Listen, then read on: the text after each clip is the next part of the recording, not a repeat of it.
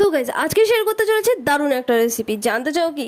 সেটা হচ্ছে ডিমের কষা। দেখো, নিত্যদিন আমরা ডিমের ঝোল, ডিম পোচ এসব তো খেতেই থাকি, বাট মাঝে সাঝে ঝাল ঝাল ডিমের কষা দারুণ লাগে, তাই না?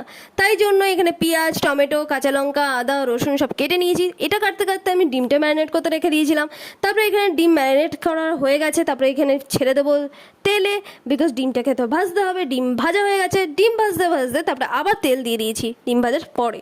তারপর পেঁয়াজ, টমেটো এগুলি কষাতে কষাতে আমি করে নিলাম একটা পেস্ট, সেটা হচ্ছে আদা রসুনের পেস্ট।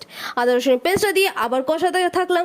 সেটা কষতে কষতে আমি দিয়ে দিচ্ছি মিশ্রণ, মানে একটা মিশ্রণ করেছি, সেটা হচ্ছে গুঁড়ো লঙ্কা, কিছু চিকেন মশলা আর হচ্ছে নুন।